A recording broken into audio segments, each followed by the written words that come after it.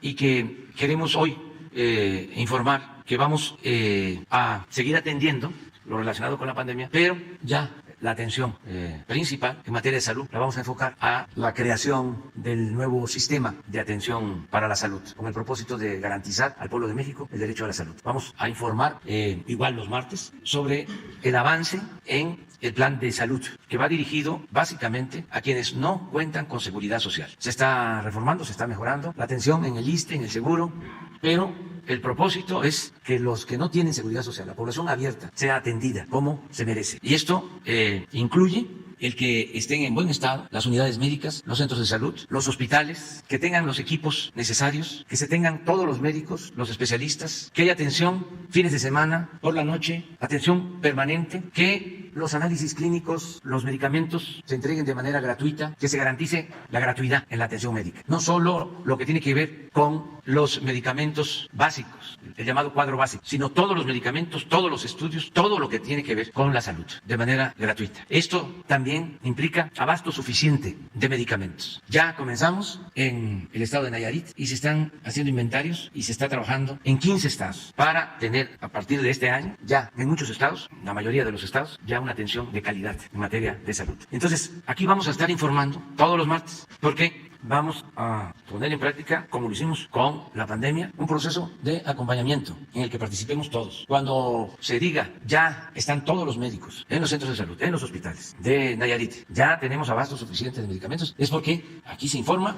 y si no es así, la gente de Nayarit, de las comunidades, ustedes como informantes van a poder decir que no es cierto, o que no es cierto del todo, que falta. Vamos a llevar a cabo este proceso, se va a iniciar el próximo martes. Hoy termina una etapa que tiene que ver con la atención preferente a la grave pandemia que padecimos, que sufrimos, que nos dejó mucho dolor, mucha tristeza. Vamos a terminar con esa etapa y vamos a iniciar otra, a inaugurar una etapa nueva en materia de salud. De esto nos va a informar el doctor Hugo López-Gatell. Y también vamos a aprovechar el día de hoy para dar a conocer los 4 programas básicos de la Secretaría de Educación Pública. El trato especial, como lo merecen maestras y maestros, nunca más ofenderlos, sino apoyar a las maestras y a los maestros. Ese es un propósito. Lo segundo, mejorar los contenidos educativos, porque queremos una educación humanista, fraterna, no individualista, egoísta. Lo tercero, el otorgamiento de las becas, sobre todo para estudiantes de familias pobres. Que nadie se quede sin la oportunidad de estudiar y que no importe la condición económica o social de los padres. Que realmente se garantice el derecho a la educación, porque la educación, como la salud, no pueden ser privilegios, son derechos que se deben de garantizar por el Estado. Y por último, el programa, que es la 4ª acción, de la escuela es nuestra, que consiste en entregar presupuesto a cada una de las escuelas, para que las sociedades de madres y de padres de familia manejen su presupuesto para el mantenimiento de sus planteles educativos y para lo que consideren que va a ayudar a la educación. Con la idea de que la democracia es el gobierno del pueblo, para el pueblo y con el pueblo. Y con el propósito también de eliminar la intermediación, que el dinero no tenga que pasar por muchas instancias, por muchas dependencias, sino de manera directa, desde la tesorería de la Federación a la sociedad de madres o de padres de familia. Y ellos en asamblea deciden qué hacen con su presupuesto anual para el mantenimiento de las escuelas. Sobre todo esto vamos a tratar el día de hoy, y una vez que se concluya, porque vamos a ser breves, abrimos para preguntas y respuestas. Entonces empezamos con el doctor Hugo López-Gatell. Un gusto, presidente. Muchas gracias. Secretaria, secretario, compañeros, muy buenos días tengan todas y todos ustedes. Vamos a hacer una especie de recuento final sobre lo que ocurrió en la epidemia para destacar las características fundamentales de cómo lo experimentamos en el país y sobre todo también tener una perspectiva de lo que ocurrió en otros países para tener una noción clara de cómo se presentó en México y en parte cómo fue la respuesta. Tenemos la información gráfica. Esta es nuestra curva epidémica de agregación semanal, muy conocida ya por todos ustedes, y lo que vemos es que característicamente en México se presentaron estas 4 olas o 4 ciclos o 4 picos epidémicos. En otras regiones del mundo llegaron a ser 5, 6 o 7. Esto no tiene mayor implicación que la situación de que en cada una de estas oleadas epidémicas hubo una situación de estrés, una situación, por supuesto, de preocupación, pero también de reto para el Sistema Nacional de Salud para poder enfrentar el problema. Esto lo hemos dicho muchas veces, es un hecho conocido y constatado y constatable por todas y todos los mexicanos. Arrancamos la epidemia con un sistema de salud que estaba en ruinas, producto de un desmantelamiento progresivo a lo largo de los últimos 30 o 40 años. Por eso fue crucial arrancar con la posibilidad de reducir la velocidad de contagios con medidas extremas, que en su momento en México le llamamos la Jornada Nacional de Sana Distancia. Esto lo que nos permitió, y esos fueron siempre los objetivos técnicos, fue reducir la transmisión, hacer más lenta la propagación territorial de la epidemia y con ello ganar tiempo para poder poner en funcionamiento unidades especiales COVID conforme fuimos haciendo la reconversión hospitalaria. Como se puede ver en el perfil de la epidemia, el perfil está representado por esta imagen. La primera oleada es una oleada donde la curva epidémica fue sumamente plana comparado con lo que ocurrió en otros países del mundo en esta misma temporada, al inicio de la epidemia, pero también se puede ver de manera muy clara y dramática con la comparación de las otras olas epidémicas sucesivas. La primera ola muy plana, producto de las intervenciones de salud pública que nos permitieron ganar tiempo para poder habilitar los hospitales y atender a todas las personas. Posteriormente tuvimos la oleada de la variante Delta, que fue la más agresiva, como lo mostraré en el dato de mortalidad y de hospitalización. La tercera ola con algunas de las otras variantes y finalmente la oleada de Omicron, que pueden ver fue 3 veces más grande que la tercera ola, pero afortunadamente ya estábamos en una alta cobertura de vacunación y la cantidad de hospitalizaciones y de funciones fue considerablemente más baja. En las últimas 5 semanas, como lo revelamos hace una semana, hemos tenido ya una reducción muy sostenida de la epidemia. Llevamos más de 3 meses donde tenemos una reducción invariante. Cada vez se mantiene una cantidad de casos mínima. Esto va a ser relevante para considerar cuál es el estado actual de la epidemia y la perspectiva futura. La siguiente, por favor. Como decía, en los impactos importantes o más destacables, más lamentables también de la epidemia, está la enfermedad grave que aproximadamente en 5% de la población infectada por el virus SARS-CoV-2 se presentó, con la necesidad de hospitalizar a las personas. Y ahí vemos el mismo perfil, 4 oleadas, pero en contraste con los casos, vemos que una vez que empezamos a vacunar, en las olas 3 y 4 tuvimos una cantidad, una proporción de personas hospitalizadas sustancialmente menor a lo que ocurrió al inicio de la epidemia. En la sombra de color claro, que se ven estas dos gráficas, la de arriba, camas generales, la de abajo, camas de terapia intensiva, vemos la capacidad hospitalaria que mantuvimos en todo momento y que logramos con la reconversión en las primeras 6 semanas de la epidemia. Vean ustedes en el extremo izquierdo de las gráficas cómo teníamos una muy limitada capacidad hospitalaria, pero en 6 semanas logramos montar esa capacidad y la sostuvimos a lo largo de toda la epidemia, teniendo prácticamente el doble de camas de lo que en su momento fue necesario utilizar para atender a las personas. En este momento se ha mantenido también muy estable la reducción de la hospitalización, 3% de ocupación en camas generales, 1% en camas de terapia intensiva y en algunas entidades federativas ya varios días consecutivos con ninguna ocupación de las unidades de cuidados críticos COVID. Esto lo que nos permite es identificar también una estabilidad en este impacto tan importante. Y finalmente, respecto al perfil de la epidemia, la mortalidad, la situación más delicada, más lamentable de cualquier enfermedad es la pérdida de la vida. Y lo que vemos también es esta característica de que una vez que empezamos a vacunar, logramos llegar a la tercera y sobre todo a la cuarta ola con una población fundamentalmente protegida de los desenlaces que puede proteger la vacuna contra COVID, en cualquiera de sus variantes o marcas. Y lo que vemos es que tuvimos una reducción también de la mortalidad, que se ha mantenido en estas últimas 3 meses, ha reducido 10 veces la mortalidad y se mantiene ya en cifras mínimas. Siempre decimos que quede muy claro, aunque fuera una sería muy lamentable, pero en términos epidemiológicos es una reducción muy, muy sustancial. 4 defunciones en promedio diario en las últimas semanas. Al final de los cierres semanales llegamos a 8, pero entre 4 y 8 el número de defunciones diarias en promedio. Vamos entonces ahora a ver la vacunación. La vacunación, como se sabe, se presentó un programa, una estrategia desde diciembre, el 8 de diciembre de 2020. Iniciamos la vacunación en 2021, en 2020 de hecho, el día de Nochebuena, el 24 de diciembre, y no hemos parado de vacunar, como se ve en esta gráfica, que tiene una línea continua diagonal, en donde es el ritmo que hemos mantenido la vacunación a lo largo de todo este tiempo. Hemos puesto ya casi 200 millones de dosis en 85.8 millones de personas. Esto es tan solo para el esquema primario. Y esto nos ha permitido llegar, la siguiente por favor, a una cobertura general de 87% de la población elegible, de 14 años en adelante, y para la población adulta de 90%. Esto permite alcanzar un grado de inmunidad poblacional muy, muy alto, que es precisamente lo que permite tener una lenta propagación, pero además una protección muy importante contra los desenlaces graves. Por su parte, iniciamos los refuerzos hace ya varios meses y hoy tenemos los operativos especiales en el mes de abril para alcanzar una cobertura óptima también de los refuerzos en todas las personas que recibieron el esquema primario de 1 o 2 dosis. Y seguimos llamando a la población a que aproveche este mes de abril para lograr vacunarse si es que no lo ha hecho o no ha recibido el refuerzo. Hasta el momento 56% de cobertura en los refuerzos, esto es 45.7 millones de personas que ya han sido vacunadas con el esquema de refuerzo. Y en el operativo abril, si contabilizamos lo que hemos puesto desde el inicio del mes de abril, son 6.3 millones de dosis, principalmente de refuerzo. 500,000 todavía fueron dosis del esquema primario, personas que no se habían vacunado, pero ya fueron vacunadas, y 5.8 millones en el esquema de refuerzo. Ya para terminar, hacemos un anuncio de abrimos el registro para la vacunación universal de niñas y niños de 12 años en adelante.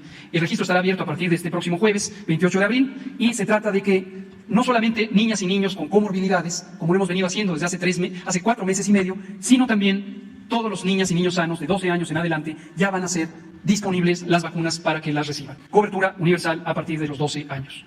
Lo penúltimo que quiero comentar son dos elementos. ¿Cuál fue el impacto general en México? Como lo fue en cualquier otra parte del mundo, un impacto muy lamentable. Nunca es deseable una pandemia, nunca se sale victorioso o satisfecho de haber vivido una pandemia. Lo importante es haber tenido la decisión, la capacidad y la claridad para actuar de manera inmediata y oportuna, haber reducido los impactos de una epidemia que es inevitable para el mundo entero, la más grande epidemia en los últimos 100 años, y que afectó a toda la población del mundo, a todos los 7.000 millones de habitantes del mundo.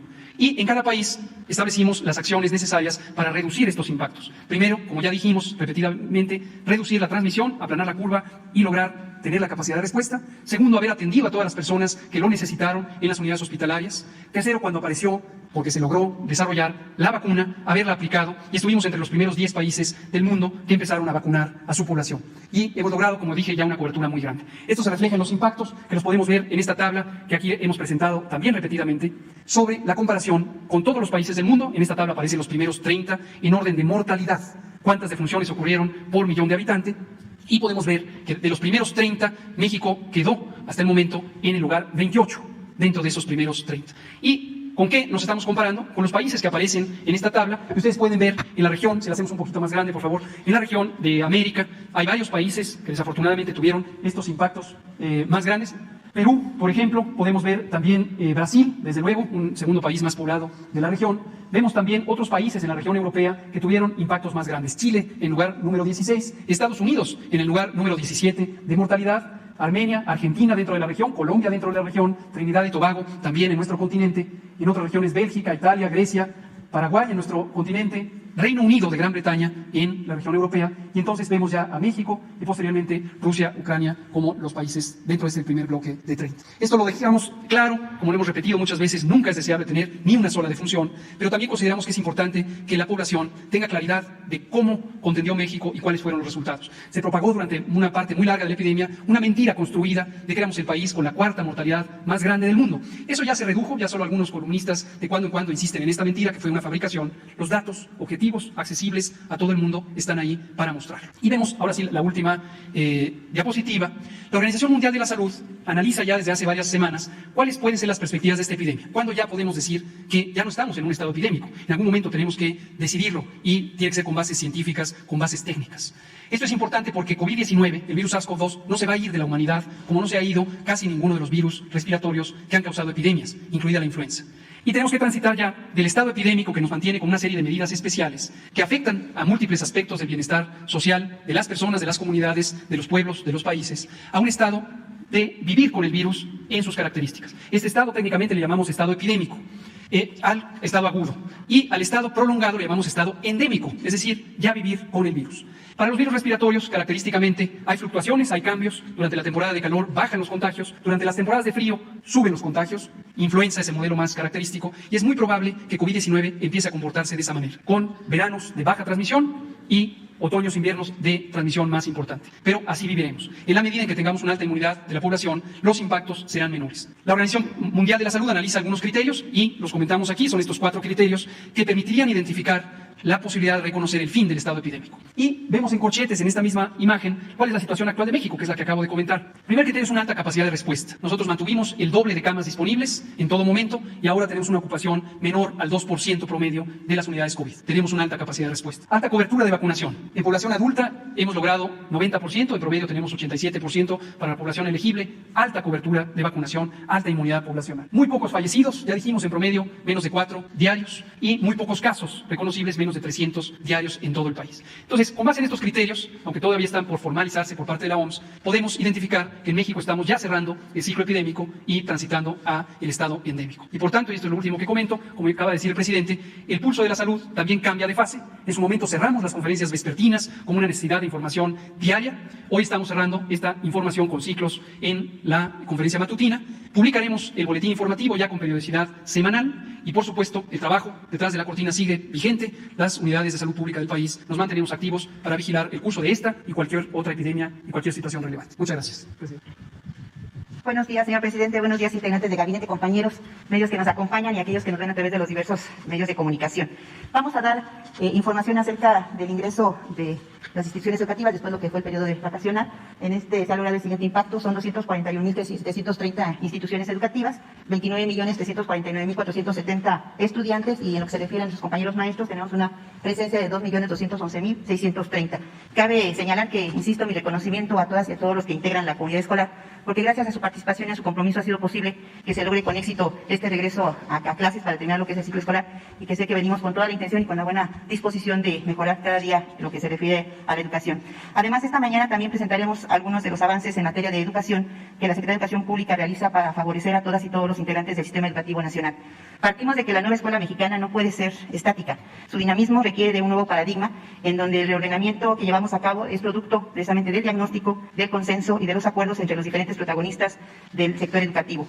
Aquí los puntos que vamos a tratar, como ya decía nuestro señor presidente, es precisamente los 4 factores, que es la atención con respeto y justicia a quienes son la parte fundamental, que son los maestros. Y esto se ha dado en esta administración, partiendo desde lo que es lo laboral, y ahorita los compañeros van a comentar sobre basificaciones, así como también la atención que tuvieron en el proceso de vacunación. Recordemos que fue el tercer sector que fue como prioritario dentro de esta administración, así como también el profesionalismo y la consideración en todas las toma de decisiones que se están generando en los cambios que hablamos del currículum. Segundo factor, que es actualizar los contenidos de libros de texto. Les comentaba, no solamente los docentes han participado, y a los quienes les agradezco, y a las autoridades educativas, sino también ha habido compañeros académicos, académicas, han existido de participación social, así como también algo muy importante son los que integran las diferentes secretarías de esta administración, porque algo que nos ha pedido nuestro presidente es que exista esa coordinación y esa transversalidad entre todos los que integramos la misma.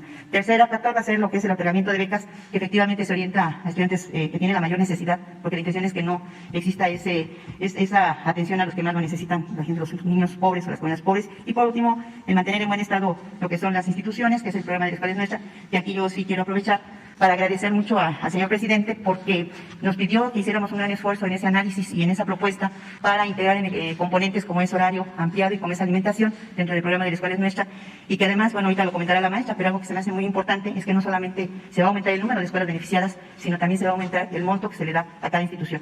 Y eso precisamente es como resultado de una buena administración, de algo que el presidente nos ha pedido, que es el garantizar atención primero a los necesitados a través de un programa de austeridad, de una buena atención a las finanzas, y creo que eso ha dado como resultado este logro que ahorita lo van a ver y que es muy bueno para nuestras escuelas, sobre todo para nuestros niños. Gracias, señor presidente, por ese esfuerzo, y bueno, le pido a los compañeros ya procedan a dar su información. Muchas gracias. Buenos días a todas y todos, señor presidente, señora secretaria, señor secretario. En sus 4 ejes transversales en materia de política educativa, ya lo mencionó el señor presidente, la propia secretaria, las condiciones laborales del magisterio, decirles a todos ustedes que se construyó un nuevo marco normativo que elimina el carácter punitivo de la reforma educativa del 2013. En su artículo 3 constitucional se reconoce el papel fundamental de las maestras y maestros en el sistema educativo nacional y desde luego en el proceso de transformación social. Esto da pie a la creación del sistema para la carrera de las maestras y maestros, en el que se prioriza a través de convocatorias la admisión, promoción y reconocimiento del personal educativo a través de procesos de selecciones públicos, equitativos, transparentes e imparciales. Se abroga la Ley General del Servicio Profesional Docente y se emite la Ley General del Sistema para la Carrera de las Maestras y Maestros. En ese sentido, se privilegia el derecho de las maestras y maestros de acceder a un sistema integral de formación retroalimentado por evaluaciones diagnósticas. Hay un respeto irrestricto de la permanencia de las maestras y maestros, eliminando el carácter punitivo de la ya comentada reforma educativa del 2013. De igual manera, se fortalece a las instituciones públicas de formación docente a través de planes y programas de las escuelas normales, que damos prioridad en la prelación para los egresados de dichas escuelas. Esto origina, a través de estos años, la concurrencia de mesas tripartitas, gobiernos de los estados representados por las autoridades locales, representado por las organizaciones sindicales, y para el caso que nos ocupa en educación, tuvimos nuestra responsabilidad las mesas de incidencias, las mesas de basificaciones, la mesa de reinstalación de docentes, y me voy a permitir solo citar algunos resultados de las mismas. Con respecto a las mesas de incidencias, se atendieron y regularizaron más de 27,000 claves que presentaba alguna incidencia por conceptos de recategorización, reubicación o pago de adeudos. Para el caso de las mesas de basificaciones, hoy día hemos llegado a basificar cerca de 500,000 trabajadores de la educación, lo que corresponde con respecto al sexenio pasado. En solo 3 años hemos duplicado el esfuerzo, y la tendencia al cierre del ejercicio 2022 tenemos diagnosticado personal susceptible de basificar del orden de 135,000 personas más. Es decir, que al cierre de este año estaremos basificando alrededor de 650,000 personas, trabajadores de la educación. Con respecto a la mesa de reinstalación de docentes, se reinstalaron 1,057 docentes cesados por la aplicación de la hoy derogada Ley General de Profesionalización Docente. De igual manera, citar que varias secretarías de Estado concurrieron a dichas mesas, por mencionar la Secretaría del Trabajo y Previsión Social en la mesa de situación sindical, en la que se privilegió los procesos democráticos al interior de la vida sindical, buscando democratizar aún más estos procesos en su desarrollo. La mesa de presos políticos, que correspondió a la Secretaría de Gobernación. En fin, desde luego citar aquí la negociación del Pliego Nacional de Demandas presentado por el CENTE, una organización, un franco aliado de la educación para este país. Al igual que la CENTE, los amigos de la coordinadora hemos tenido mesas tripartitas de trabajo y continuamos en el ejercicio de las mismas. Se han promovido la mayor participación de los procesos a través de convocatorias, se admitieron cerca de 600,000 participantes y continuamos en esa ruta de trabajo. Desde el 2019, las y los trabajadores de la educación han recibido un incremento salarial superior al índice inflacionario. En el 2018 quedó en un 0.57 por debajo de la inflación registrada en 2017. En el 2019 tuvimos ya 2.11 puntos superior a la inflación generada. Y en el 2022 se está analizando el impacto presupuestario de otorgar un incremento que mantenga la tendencia señalada, toda vez que la inflación ascendió a 7.36 con respecto al año anterior. El estímulo a la jubilación es una tarea que es una constante en la vida del sector educación. Hemos privilegiado con recursos importantes al interior de las entidades federativas, y una demanda de apoyos que las entidades federativas reclaman es el proceso de la federalización de la nómina de educación estatal. Aquí nosotros hemos llevado a cabo ya los diagnósticos, las conciliaciones de las plazas analíticas, el costeo y la determinación del techo presupuestal para materializarlo en convenios. Decirles que la Federación asume el control de la nómina educativa estatal y apoya su financiamiento, liberando para ello a los estados de una presión de gasto, dando certeza y oportunidad en el pago de los trabajadores. En resumen, lo ya mencionado por el señor presidente al inicio de esta conferencia, la dignificación de las maestras y maestros se hace patente en el gobierno de la República, traduciendo el discurso en beneficios directos de los trabajadores de la educación. Muchas gracias. Con su permiso, presidente, con su permiso, compañeros, permítanme mandar un fuerte saludo al colectivo de docentes, bibliotecarios y promotores de lectura de todo el país. La nueva escuela mexicana y la reforma educativa del año 2019 no solo implicaban revalorizar al magisterio en un plano laboral. Sin lugar a dudas, mejorar la condición económica de los docentes es básico, pero si esto no se acompaña con un nuevo modelo educativo que contemple a los maestros y maestras como líderes de su comunidad, la cuarta transformación no habrá colmado la expectativa magisterial y habremos continuado con el proceso de privatización, estigmatizando a los docentes. Como nuestro presidente señaló en días pasados, con la participación de 556 maestras y 65 pedagogos, se han elaborado los contenidos de 97 libros de texto de primaria y telesecundaria. Justo ahora, 641 docentes esperan ansiosos continuar con el diseño de la nueva familia de libros de texto. Esta cantidad nos podría llenar de orgullo, pero en la Secretaría de Educación Pública en general y en la Dirección General de Materiales Educativos en particular, reconocemos que esa cifra es un deslucido ejercicio de retórica, porque cada uno de esos materiales, en menor o mayor medida, así como el desarrollo de la práctica docente en todo el país, continúan con un modelo educativo neoliberal. Sin duda, tanto la SEP en este periodo de transformación, algunos colectivos magisteriales, así como las autoridades estatales, han buscado contrapesos para aliviar la agresividad de dicho modelo educativo. Sin embargo, lo decimos alto y claro, no aceptamos que la CONALITEC siga gastando el dinero público como lo realiza desde los años 90 en libros de texto que continúen el modelo de educación neoliberal, y por ello hemos diseñado diferentes estrategias para que esto no siga así. Como resultado de 3 años de reingeniería en esta institución burocratizada y deshumanizada, la actual Secretaría de Educación Pública, a través de la Dirección General de Materiales Educativos, los normalistas, las escuelas pedagógicas, la Subsecretaría de Educación Superior, el CONACYT, las universidades interculturales, la Dirección General de Diseño Curricular y los gobiernos estatales convocaron a más de 1 millón de personas a participar en asambleas informativas desarrolladas del 31 de marzo al 1 de abril, donde se discutió el tema. Repito con claridad y exactitud, 1.016.190 personas integrantes de la comunidad educativa, los pueblos indígenas, afromexicanos, la comunidad académica universitaria, niñas, niños, adolescentes, familias, sectores de la cultura y las artes, así como organizaciones de la sociedad civil en todo el país, asistieron a las asambleas. Para magnificar esta cifra, recuerden que en el ciclo 2020-2021 se tenían registrados 1.209.998 docentes en toda la educación básica. De esta magnitud fue la convocatoria a las asambleas informativas, llegando a todos los estados del país y desarrollándose en lugares tan emblemáticos como en la comunidad zapatista de la realidad en Chiapas.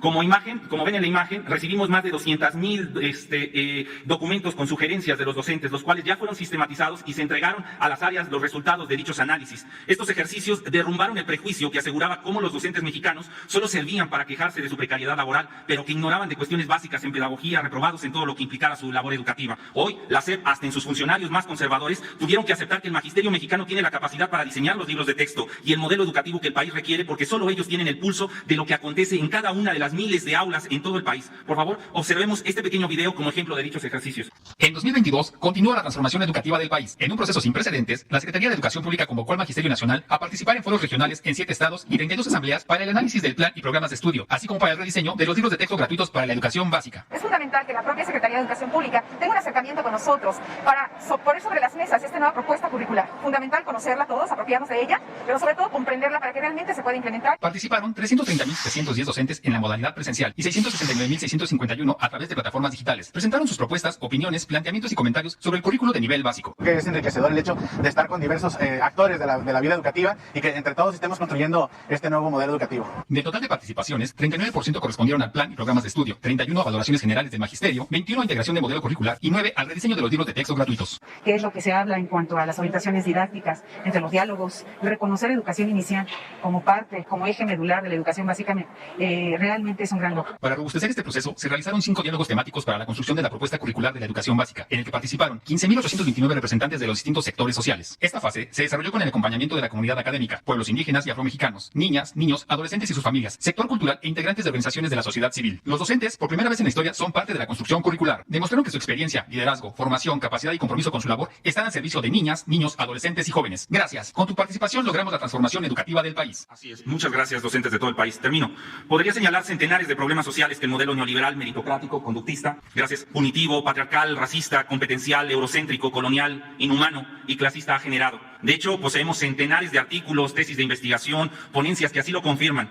Como todo en este sistema económico, la educación se convirtió en una moneda de cambio, en un negocio que absorbe miles de millones de pesos al año con la promesa de calidad, crecimiento sostenido, enciclopedismo, especialización, competencias, etc. Todo para generar un modelo meritocrático, elitista, patriarcal y racista que utiliza la educación como un factor de legitimación de la diferencia, del clasismo y de la supuesta movilidad social. Siguiente. Hoy, las asambleas que se dieron en todo el país, en los 32 estados, señalaron el rumbo para la Secretaría de Educación Pública. Los más de 1 millón de docentes solicitan un cambio en el modelo educativo, solicitan recuperar su lugar como líderes en las comunidades, solicitan que la escuela se convierta en un espacio de transformación social, donde se recupere la memoria histórica, se fomente la lectura como una habilidad compleja y no solo como una alfabetización funcional, en donde los procesos de aprendizaje sean continuos, sin fragmentarse, con sostenibilidad y sustentabilidad de las comunidades, en donde los tutores participen de estos procesos de aprendizaje de manera activa con un enfoque de género. En lo general, solicitan un modelo educativo decolonial, libertario, humanista, que termine con el racismo, con las pruebas estandarizadas que segregan a la sociedad, en fin, que acaben con el clasismo en esta sociedad cansada de tantos abusos, de tantos atropellos. Es cuanto, señor presidente. Buenos días a todas y todos. El tercer eje de la política educativa del Gobierno de México es el programa de becas para el bienestar Benito Juárez a cargo de la Coordinación Nacional de Becas. En la Coordinación Nacional de Becas, que surge en el año 2019, tenemos como objetivo otorgar becas a niñas, niños, adolescentes y jóvenes que se encuentran ubicados e inscritos en el sistema educativo público nacional, sobre todo aquellos que se encuentran en escuelas ubicadas en localidades indígenas de muy alta y alta marginación, con el objetivo de que con las becas puedan ejercer verdaderamente el derecho a la educación con equidad e igualdad. En la Coordinación Nacional de Becas tenemos 3 programas prioritarios a cargo. El primero de ellos es el programa de educación básica, en el que atendemos a niñas y niños, estudiantes de preescolar, primaria y secundaria. Este programa atiende principalmente a las familias que se encuentran ubicadas en localidades de alta, muy alta marginación y localidades indígenas. El segundo programa que tenemos a cargo es el de educación media superior. Es un programa universal, atiende a todas las jóvenes y todos los jóvenes estudiantes del nivel medio superior, bachillerato, que estudian en el sistema público escolarizado.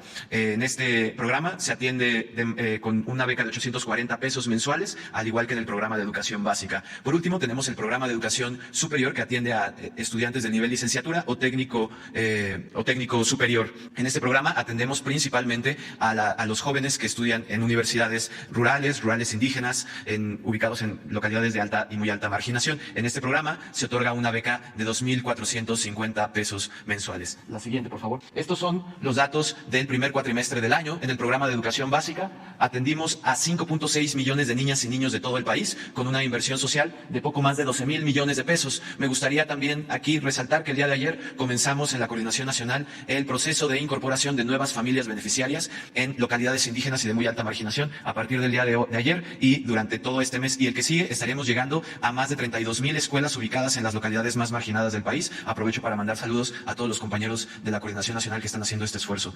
En el programa de educación media superior llegamos a 4 millones de beneficiarios en los primeros 4 meses del año con una inversión de más de 13,000 millones de pesos. Por último, en el programa de educación superior se atendieron a 406,000 universitarios con una inversión de 3,000 millones de pesos. Cabe resaltar que también el día de ayer se abrió nuestro sistema único de beneficiarios para los jóvenes de licenciatura que son informados que pueden participar en la convocatoria de jóvenes escribiendo el futuro. Sería cuanto. Muchísimas gracias.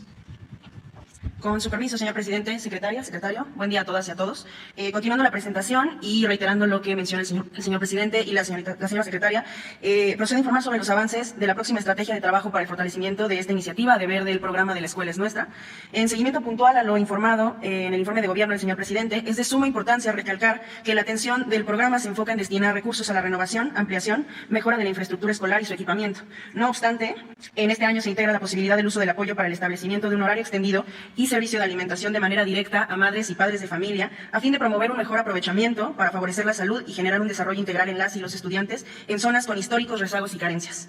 Estos dos apoyos que se incorporan en el programa son acciones que derivan de la intención del gobierno federal de atender la demanda de madres y padres de familia de que sus hijas e hijos tengan acceso a escuelas dignas y que al mismo tiempo signifiquen estos espacios de aprendizaje seguros y sanos.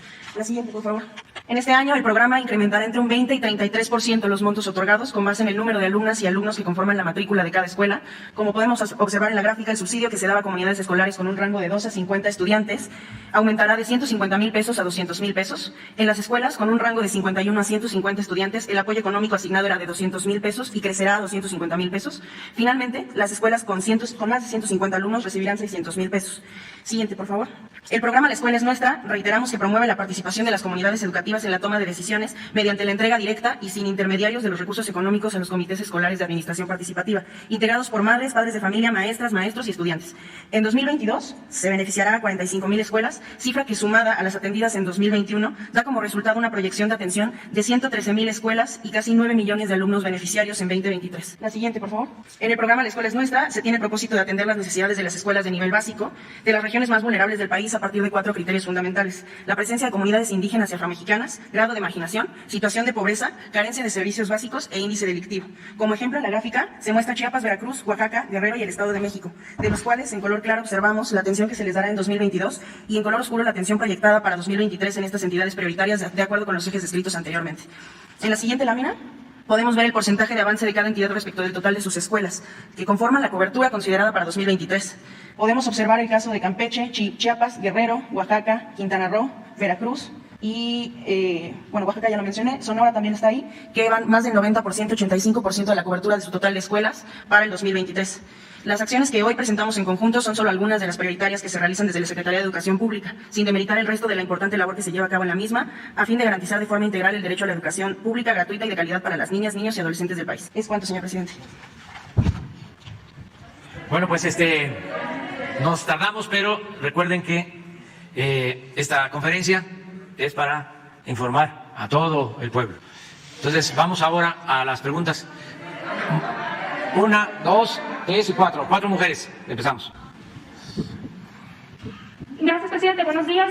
Shayla Rosaje, corresponsal de Grupo Gili en Imparcial de Sonora, La Crónica de Mexicali y Frontera de Tijuana. Presidente, preguntarle en primer lugar sobre el subsidio al pago de la luz en Sonora. Preguntarle si se va a dar ese subsidio que aplica del 1 de mayo al 31 de octubre por las altas temperaturas, que cada año se va renovando. El gobernador Alfonso Durazo anunció que ya está gestionando este subsidio ante la CFE y preguntarle qué se requiere o cómo se podría hacer para que este subsidio no quedara sujeto a renovación anual, sino que ya fuera permanente en estas temporadas donde pues sí sube bastante consumo en Sonora. Bueno, tenemos el compromiso, esto aplica para todo el país, de no aumentar el precio de la luz, para decirlo con claridad. No va a aumentar en términos reales el precio de la luz. No ha aumentado ni va a aumentar el precio de la luz. Por eso la importancia de la defensa de la Comisión Federal de Electricidad. Por eso la importancia de poner un hasta aquí a la privatización de la industria eléctrica. Gracias a la participación de la gente, a la conciencia de nuestro pueblo, estamos recuperando la Comisión Federal de Electricidad. Y esto nos ayuda mucho porque no es la mano invisible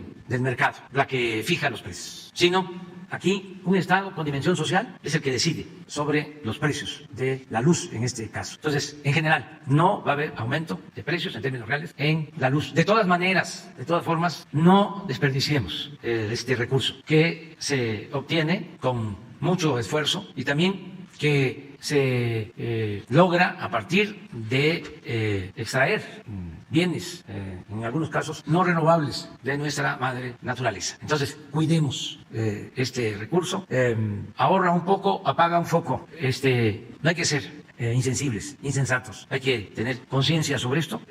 Desde nuestros padres se la pasaban apagando la luz. Entonces, eso hay que tenerlo muy presente. En el caso particular de Sonora, continúa el apoyo, es decir, el subsidio, para que no haya aumento en esta temporada de calor en Sonora y en otros estados del país. Y vamos a buscar la manera de que quede ya establecido por escrito para que esté quien esté en el gobierno, ya no haya necesidad de estos acuerdos especiales que autoriza la Secretaría de Hacienda. Pero vamos a analizarlo para ver qué podemos hacer. ¿Se podría pensar en ampliarlo, por ejemplo, para abril? Por ejemplo, esta temporada ha habido 43 grados centígrados. Hay gente que no tiene dinero para pagar el recibo tan caro, entonces se aguanta y está con el abanico, ¿no? Y está esperando mayo. Pero bueno, preguntarle esto, presidente. Vamos a ver cómo estamos, porque tenemos que cuidar el presupuesto que es de todos, que a todos llegue, que beneficie a todos y no endeudar a nuestro país. Acuérdense también, porque son lecciones, la deuda de uno, la deuda de las personas, se cancelan cuando uno se muere. No, mi patrimonio principal son mis libros, los voy a heredar, ya están destinados a usarse, ¿no? Con un propósito. Y las deudas que no tengo, deudas económicas, afortunadamente, por las pocas que pueda tener, pues ya mi fallecimiento ya se cancelan. No las va a tener que pagar Beatriz ni los hijos. Pero las deudas de los gobiernos, esas no se cancelan. Termina un gobierno y continúa la deuda. Se heredan. Entonces, por eso tenemos que ser muy responsables para no heredar deudas. O sea, no hacer lo que se hizo en el periodo neoliberal, ¿no? Que nos dejaron deudas como el FOBAPROA, porque en su momento se decidió rescatar a los de mero arriba, a los machuchones, convertir las deudas privadas de unos cuantos en deuda pública. Y esa deuda, pues todavía se tiene, y hay que estarla pagando. Llevamos años pagándola, pagando intereses, porque todavía se debe el monto que originalmente se contrajo, alrededor de 1 billón de pesos, aunque se han pagado también de intereses una cantidad similar, otro billón. ¿Qué significa esto? Que del presupuesto público, que es dinero de todos, hay que utilizar cada año 40, 50 mil millones para pagar intereses de esa deuda. Entonces, por eso es muy importante la disciplina financiera y administrar bien, y en la medida que podamos, desde luego que se va a seguir ayudando.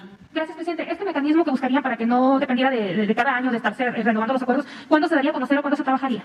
Tú lo estás planteando, nosotros retomamos tu propuesta y seguramente el secretario de Hacienda ya lo está escuchando o va a tener la información. Lo mismo el director de la Comisión Federal de Electricidad y nos van a presentar una propuesta. Y cuando tengamos esa propuesta la damos a conocer.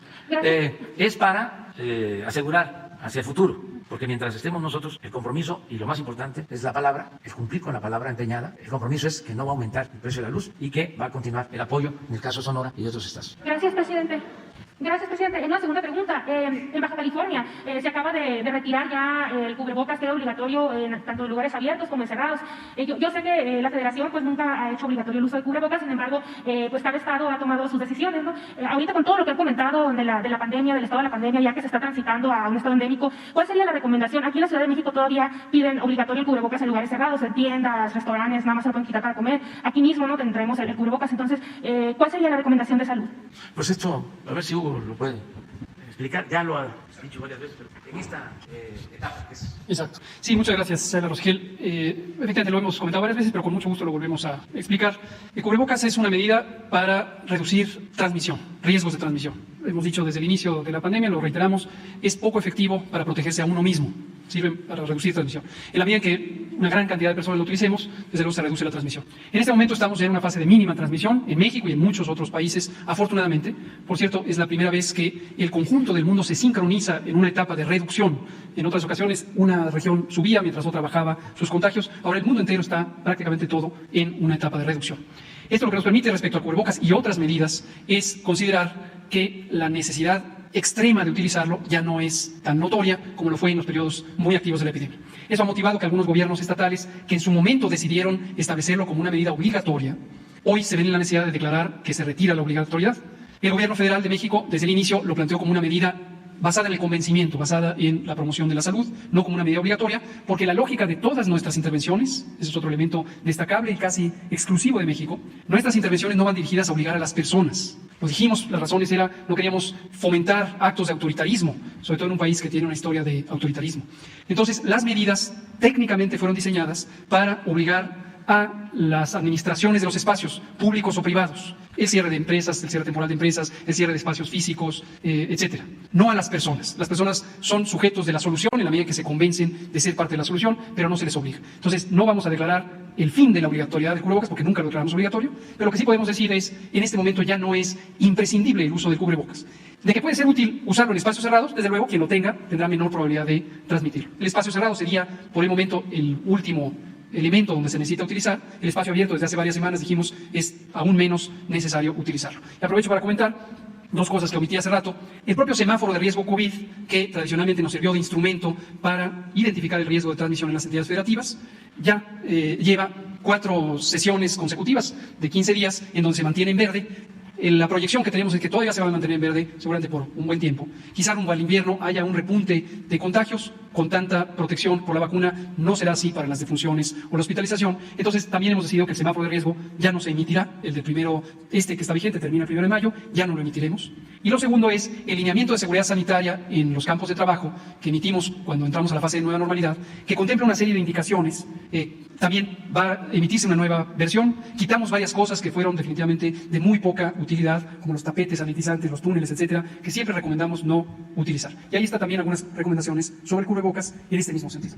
Entonces, recomendaría, doctor, porque bueno, lo hacen obligatorio en los lugares, aquí por ejemplo en la Ciudad de México, si entras a un centro comercial, a una tienda, si no traes el cubrebocas te lo piden, ¿no? Es obligatorio, si no, no entras. Entonces, ¿cuál sería la recomendación? Con la publicación, gracias por precisarlo, con la publicación de este nuevo lineamiento, ya está listo el documento técnico, pasa a revisión de la Oficina Jurídica de la Secretaría de Salud. En su momento, quien tiene la autoridad para emitirlo es el Secretario de Salud y se publicará en Diario Oficial la notificación de la nueva versión. Y en esa nueva versión ya quitamos ese carácter restrictivo o obligatorio de uso en los espacios de uso público, privados de uso público o espacios públicos netamente. Pero se anunciará cuando ya se emita, seguramente en muy pocos días. Muchas gracias.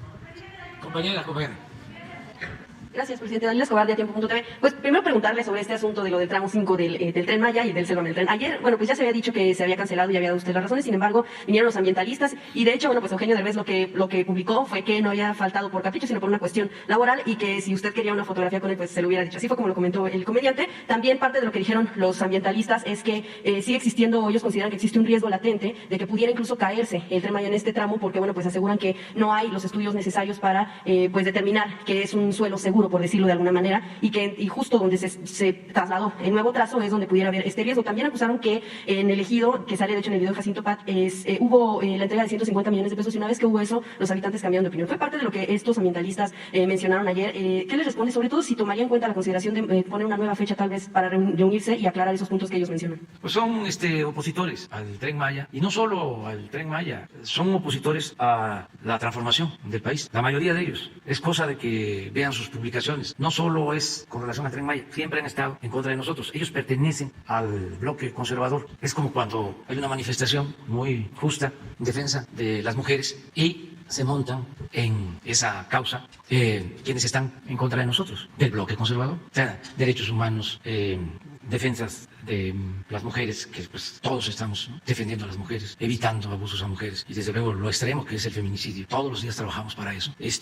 Medio ambiente y en todo están, porque lo que quieren es detener el avance de la transformación, porque ellos son conservadores. La palabra, el término, el concepto conservador es eso, mantener el statu quo, conservar, y nosotros queremos transformar. Ese es el fondo. Y pues son artistas con poca dimensión social, pueden ser muy famosos, pero no tienen amor por el pueblo. Se preocuparon en ser exitosos, pero le dieron la espalda durante mucho tiempo a los humildes, a la gente pobre. Se quedaron callados cuando saqueaban al país impunemente y de repente pues se convierten en paladines, ¿no?, de la defensa del medio ambiente o de otras causas. Los intelectuales orgánicos, lo mismo. Es una vergüenza, pues.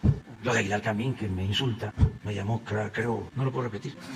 Pero hay constancia, pues chumela cada rato, ¿no? Ayer, la señora Denise Dresser, eso sí, ponlo, porque está interesante para que vean el nivel, lo que está originando este movimiento, porque yo estoy seguro que mucha gente tenía una idea distinta de la señora Dresser, cómo tenía una idea distinta de Aguilar Camín, o de Krause, o de Chumel, o de Mola. Pero ahora, como son tiempos de definiciones, pues muchos están mostrando el cobre. Y yo estoy seguro que quienes eran simpatizantes de la señora, sí, ya los niños están en la escuela, entonces lo podemos decir. Y además es para que vean el nivel.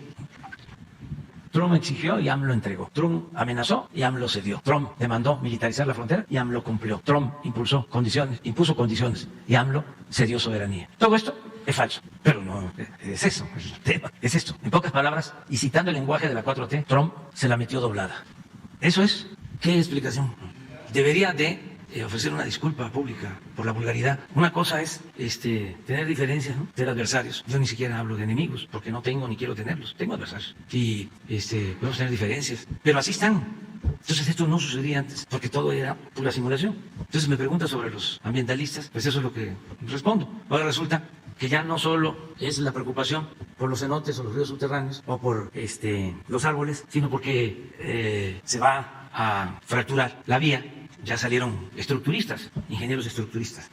Usted respondería que justo en el avance de las obras nunca encontraron un riesgo de que pudiera derrumbarse en algún punto ya de este nuevo trazo. No, ¿Nunca? pues era lo que decían cuando los segundos pisos. El mismo Salinas de Gortari salió una publicación, porque en una ocasión una columna se construyó porque estaba en el proyecto para reforzar, y él salió a declarar de que estaba tan endeble el segundo piso que ya se le estaba apuntalando para que no se cayera. Salinas de Gortari. Entonces imagínense cómo nosotros vamos ni a destruir la naturaleza, ni afectar el medio ambiente, y tampoco hacer una obra que vaya a ocasionar una desgracia. Hay ingenieros, especialistas, no solo los coordinadores del proyecto, las empresas tienen ingenieros especialistas. Ya en el informe que se presentó se da a conocer cuántos biólogos están trabajando en el proyecto, cuántos arqueólogos. ¿Tienes el dato? ¿Por qué no lo pones? ¿Y van a dar a conocer las manifestaciones de impacto ambiental? Sí, todo. No tenemos nada que ocultar, pero debe quedar claro que ellos no actúan de buena fe. Son otros sus propósitos, son como los amparos para que no se construyera el aeropuerto Felipe Ángeles. Es lo mismo. Y los intereses que siempre están ahí detrás, porque muchas de esas asociaciones reciben financiamiento de particulares y hasta de gobiernos extranjeros. 105 en materia ambiental. Sí. Y por el lado de los rescates arqueológicos, 292 arqueólogos. Y van a venir aquí el director de antropología, Diego Prieto, y también María Luisa Albores, a informar sobre esto. Y toda la información que soliciten quienes están en contra del Tren Maya la van a tener. No tenemos nada que ocultar, absolutamente. Gracias, presidente. En un segundo tema que tiene que ver con asuntos de violencia contra las mujeres. Marzo en sí pues ha sido un mes muy violento en este sector. Preguntarle, bueno, pues más allá de atender las causas que originan la pobreza, que son causas distintas a las que originan la misoginia, ¿qué es lo que ha encontrado el gobierno federal a más de 3 años de gobierno, de las causas que se puedan dar en torno a que se sigan dando estas cifras en aumento de desapariciones de mujeres, de feminicidio, de violación, etcétera? ¿Qué es lo que usted considera que algo no ha funcionado en la sociedad mexicana para que, diferenciando la pobreza de la misoginia, algo no está resultando bien para las mujeres? Pues yo siento que el problema, la falla de origen, es el modelo imperante durante mucho tiempo. Creo que se dejaron de promover principios, valores, se quiso eclipsar todo el sistema de vida inspirado en nuestras culturas, en nuestras grandes civilizaciones, por un sistema materialista, individualista, egoísta, lo que aquí mencionó Marx Arriaga en el enfoque neoliberal de la educación. Eso es lo formal. Y entonces la pérdida de valores culturales, morales, espirituales, aparejada a la falta de oportunidades, al empobrecimiento, a la desigualdad, pues ocasionó, nos llevó a una decadencia. Fue un proceso de degradación progresivo. Eso es una decadencia. Entonces hizo crisis. ¿Y qué es lo que se tiene que hacer? Pues cambiar completamente ese modelo, como lo estamos haciendo, y que no sea el dinero, lo material, lo básico, el triunfar a toda costa, sin escrúpulos morales de ninguna índole, el evitar la desintegración de las familias. O el papel que se cree que deben de tener las mujeres dentro de la sociedad. Sí, pero eso se tiene en nuestras tradiciones, en nuestras costumbres, en nuestras culturas. Lo que pasa es que eso se quiso hacer a un lado. Se promovió un modelo distinto, consumista, en donde cuánto tienes, cuánto vales, y la chilena, pa. Entonces hay que regresar a infundir principios, valores. Por eso es la transformación. Y todos tenemos que contribuir. Yo escribí en mi último libro sobre cómo la Ciudad de México llegó a ser una de las ciudades de más consumo de artículos de lujo en el mundo. Y al mismo tiempo, y en ese libro puse el ejemplo de un alto funcionario de la pasada administración del gobierno federal que obtuvo mucho dinero, de repente su esposa con el ayudante, un oficial de la Marina, planean asesinarlo para quedarse con la herencia, pero posiblemente pensaron que los familiares del funcionario pues también iban a pelear por la herencia o a exigir la herencia, y entonces deciden matarlos a todos. Y la señora reúne en su casa para una comida a su esposo, a los hermanos de su esposo, a su suegra, y llega un comando y los mata a todos. Imagínense el nivel de descomposición social. Y esto aplica en muchos otros casos, lamentablemente. ¿Por qué? Me preguntas, ¿no? Esta actitud, en este caso, por la ambición, por un modelo orientado a lo material. Nosotros lo que queremos es que se pueda aceptar de que solo siendo buenos podemos ser felices. Por eso hablamos de una república amorosa y por eso hablamos de que la felicidad no se obtiene solo con bienes materiales, con dinero, con títulos. Los títulos, aquí lo mencionábamos. A ver, si llegaste a nivel de posgrado, si eres doctor, pues estamos viendo el modelo con la señora Dresser. Sí. La fama, no. La felicidad es estar bien con uno mismo, estar bien con nuestra conciencia, estar bien con el prójimo. Entonces, nosotros lo que estamos impulsando, lo más importante de todo, no solo es el bienestar material, sino el bienestar del alma. Y se podrá decir, sí, pero ¿cómo se detiene el feminicidio? Pues se detiene así, con una sociedad mejor. Esa es la base. Es como cuando nos preguntaban, ¿cómo van a resolver el problema de la violencia? Y hablábamos, hay que atender las causas que originan la violencia, que no haya tanta pobreza, que mejoren los salarios, que haya empleos, que se atiendan a los jóvenes. Sí. Pero eso lleva mucho tiempo. No, ya. ¿Qué van a hacer? Porque esa era la excusa. No se atendían las causas porque llevaba mucho tiempo. Si nosotros no hubiésemos iniciado con los programas de bienestar, pues estaría peor la situación de inseguridad y de violencia. Aún cuando no hay corrupción y no hay impunidad para nadie. Y el que comete un delito es castigado. Pero aún con eso, lo que ha ayudado más es la atención al pueblo. Justo en el tema de la atención, en el asunto también de violencia y desapariciones, las madres buscadoras, al menos, hay muchos estados, pero también, por ejemplo, en el caso de Sonora, han insistido en poder unirse con usted. Si bien es cierto que pudieran ser en algunos momentos atendidos por la Secretaría de Gobernación y la Subsecretaría de Derechos Humanos, lo que ellas dicen es, y lo que usted planteaba con otros grupos, temas ambientalistas, demás, del contacto directo, de qué tiene que aprender el Estado de estas mujeres, que ellas mismas han tenido que salir a buscar a sus hijos y los han encontrado, hijos, hijas, si usted les daría en algún momento audiencia, porque cuando va a Sonora a veces, bueno, pues lo vemos también pues atendiendo asuntos de béisbol, que es un asunto que usted menciona que es atender las causas para los jóvenes, pero también... Más, o sea, ya, ahí sí te pasaste. No, pero... O sea, no, pero me refiero a que si en algún momento usted le pudiera dar una atención, una audiencia a las madres buscadoras cuando va a Sonora, al menos. Sí, pero voy a Sonora, a los pueblos yaquis, voy a Yécora, ¿sí? Voy a ver a los guarijíos, ¿sí? Voy a ver a los eris, voy a Cananea, o sea, porque no se puede simplificar, ¿no? A ese extremo que lo estás haciendo, que voy a Sonora al béisbol. No, en algún momento cuando usted fue, claro que fue a los pueblos originarios, pero ellas lo que decían es, si en algún tiempo que pudiera usted dedicar tal vez a este tema, cada vez que puedo, con ellas. cada vez que puedo, y tengo comunicación con la gente, con todo el pueblo. Pero no las atendería directamente. Sí, se atiende, y los están atendiendo como nunca se había atendido tanto a quienes sufren por la desaparición de sus seres queridos. Toda la Secretaría de Gobernación, que antes se dedicaba a reprimir, ahora se dedica a proteger y a defender los derechos humanos. Pero es muy difícil que yo convenza a los conservadores, a los fifís y a los que estaban acostumbrados a medrar al amparo del poder público, porque ya no hay eso. Antes a todas las asociaciones se les daba dinero. No se resolvió el problema, no se atendían las causas, sino era que nadie hablara, era un sistema de control y de manipulación. Pero bueno, tampoco me puedo quejar, porque afortunadamente hay muchísimas personas, millones de mexicanos conscientes, y nos están dando su apoyo y nos respaldan. Otros no, pues lo estamos viendo, pero es una élite de conservadores, de reaccionarios, que tienen diferencias con nosotros, no solo por cuestiones económicas. Puede entender que, para no dejar de hablar de este personaje, lo de Mola, pues sí, las diferencias tienen que ver con lo económico. Porque, permíteme, pues por eso sus departamentos y otros casos es por su conservadurismo, no solo de lo económico. En el caso de la señora Dresser no es un asunto económico, no, es que es muy conservadora, reaccionaria, y le molesta lo nuestro, no quiere nada al pueblo. O sea, es una élite que ignora por completo al pueblo, no le tiene amor a la mayoría de los mexicanos. Sería cosa pues nada más de imaginar cómo tratan a sus trabajadoras domésticas, a la gente cercana, bueno, a los meseros cuando van a los restaurantes de lujo. A mí cómo me patea el hígado cuando de repente ya no lo hago, pero antes que iba yo a un restaurante y había una mesa por ahí para llamar, o los trabajadores, choferes, ellos manejando y las personas atrás, y se baja el chofer y la señora está sentada o el señor y le abre la puerta para que se vaya. Entonces, esa es una mentalidad. O la hipocresía de lo que siempre hablamos, los que van a los templos, a las iglesias, todos los domingos, confiesan, comulgan y salen de ahí, pero saliendo. Si me ven saliendo después de confesar y de comulgar, son capaces de insultarme y se acaban de dar la paz ahí.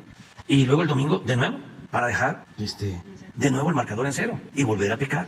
O sea, pecar socialmente, o sea, es olvidar los mandamientos. O sea, eso es una gran hipocresía. Pero bueno, no tenemos, repito, que quejarnos porque estamos viviendo un momento estelar en la historia de México. Nada más aprovechando que está aquí la Secretaria de Educación Pública, el tema de la suspensión de las reglas de operación del tema justo de la escuela es nuestra, que en todo caso estaría pues permitiendo que siga la escuela de tiempo completo. Han dicho que se dan los recursos de manera directa, pero en este caso se estaría más bien obligando a que se tengan recursos específicamente para lo que es escuelas de tiempo completo, o cómo se va a tomar esta suspensión que emitió una jueza apenas hace. Pues ya lo explicaron. Lo que era la llamada escuela de tiempo completo, que no funcionaba adecuadamente porque los recursos no llegaban de manera directa, al grado de que el año pasado, que las escuelas estaban cerradas, nos estaban pidiendo el presupuesto. Y se supone que era para pagar a maestros que estaban más tiempo impartiendo clases o para darle de comer a las niñas y a los niños. Y las escuelas estaban cerradas, porque fue un acuerdo arriba. Es un poco lo de las estancias infantiles. Es el mismo programa que en este esquema neoliberal privatizador daban concesiones al que tenía una palanca para recibir un dinero del gobierno y albergar o cuidar en una llamada estancia infantil a niños y a niñas sin seguridad. El modelo lamentable, triste, de la guardería ABC, la privatización de estas estancias infantiles. Entonces, ¿qué dijimos?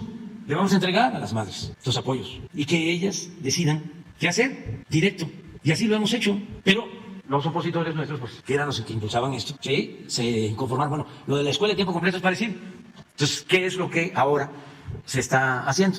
Para empezar, teóricamente se beneficiaban a 26,000 escuelas de tiempo completo. El año pasado, solo la escuela nuestra fueron más de 60,000, o sea, 3 veces más. Y ahora van a ser 45,000 más. Vamos a llegar este año a 105, a 110,000 planteles. Originalmente hablaron de que la escuela de tiempo completo iba a ser para las comunidades y para los pueblos y para las colonias donde se necesitara que se quedaran los niños porque las madres iban a trabajar. Resulta de que no estaban la mayoría de las escuelas en las comunidades, los pueblos más pobres, sino donde había más influencia del gobierno y de las organizaciones sindicales. Entonces, ¿qué se está ahora haciendo? Ahora se va a dar más recursos a las sociedades de madres y padres de familia y ellos van a decidir si quieren pagarle a los maestros y que ellos estén pendientes de que vayan los maestros más tiempo, y lo mismo en el caso de los alimentos. Ya está, ya lo explicó en una lámina. A ver, en la primera lámina de la escuela es nuestra. No, la primera, esta, horario extendido y servicio de alimentación. Bueno.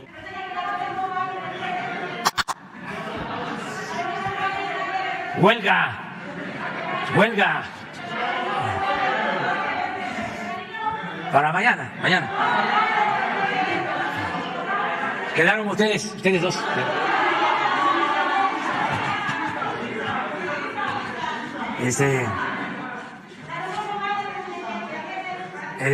Nada más informar porque ayer se dijo que me la pasé todo el tiempo hablando del departamento de Lorea de Mola, que soy un ¿qué dijo? ¿Qué puso él mismo? Desalmado, sí. Que no había hablado del caso de las mujeres que estaban perdiendo la vida. Nada más informarles que estamos atendiendo lo de la joven que perdió la vida y se está aclarando sobre las causas en Nuevo León. El gobernador aceptó, desde que lo planteé aquí, que un equipo del gobierno federal participara en el proceso de investigación. Y ya se está haciendo. Y cuando tengamos nosotros más información, se va a dar a conocer aquí con ustedes. Pero nada más que sepan que ya nosotros tenemos conocimiento y estamos participando, desde luego respetuosos de las instancias judiciales del Estado, porque esto es un asunto que corresponde al gobierno de Nuevo León. Es ayudar porque en otros casos, con investigaciones del equipo de la Secretaría de Seguridad Pública Federal, en colaboración con la Secretaría de Defensa, de Marina, hemos logrado aclarar muchas cosas. También aprovecho para decirles que he decidido que todos los jueves, así como los martes tienen que ver con la salud, todos los jueves va a ser para informar sobre casos que tienen que ver con estos hechos lamentables, la pérdida de vidas humanas. Entonces todos los jueves vamos a estar informando aquí. Hay una sección que la hemos denominado Cero Impunidad, pues se la vamos a presentar jueves tras jueves, para que se tenga la información. Y sí me da envidia lo del departamento de, ¿cómo se llama? Lo de Mola, o sea, porque no lo tienes ahí, ¿verdad? Me estaban comentando, nada más para socializar información, pues, porque si no, ni modo que lo van a escuchar en la radio, che, o lo van a ver en la televisión, o lo van a leer en los periódicos, en algunos, pero mínimo. O sea, entonces, me estaban diciendo de que es el edificio más exclusivo de la Ciudad de México, el edificio con los departamentos más exclusivos de la Ciudad de México. ¿Con el edificio? Sí, como los del Infonavit. Y también decían que para qué se da a conocer esto. ¿Cómo no? ¿Cómo no?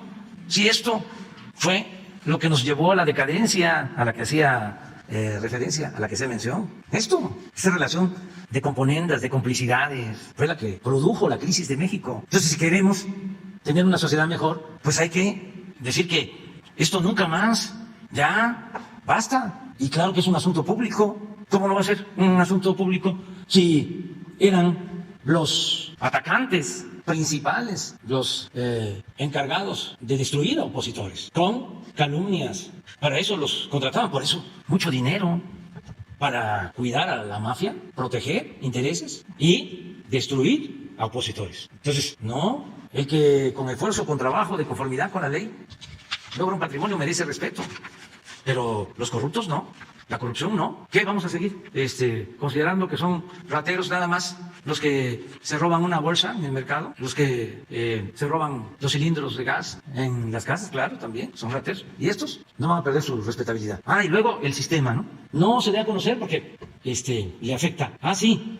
Entonces, el servidor público sí puede y debe mostrar todos sus bienes. Y ellos que pertenecen a un poder paralelo, poder económico, un poder político, no. Tienen además el privilegio del anonimato. No, ya, la vida pública cada vez más pública. Y transparencia. La regla de oro de la democracia es la transparencia. Y ojalá y otros también vengan a conocer cuánto tienen todos. Y ahora que un señor inversionista famoso, Moss, sí, compró Twitter, ojalá y lo limpien.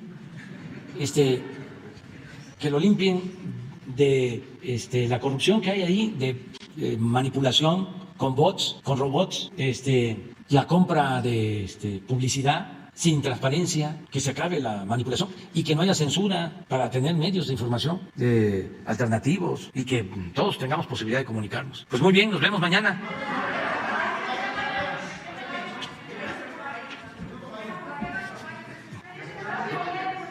Sí, vamos a hablar por teléfono con el presidente Biden el viernes, creo que a las 12 del día.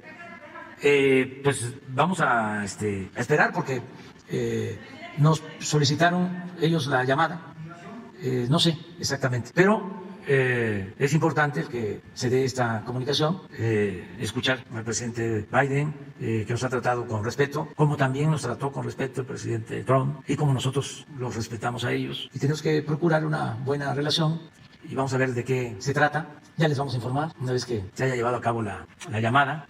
Lo cierto es que no sé cuál es el propósito. Creo que es una llamada para compartir puntos de vista y creo que esto ayuda mucho. Puede ser en tema migratorio, puede ser lo que está sucediendo en Rusia con Ucrania, puede ser lo de la Cumbre de las Américas.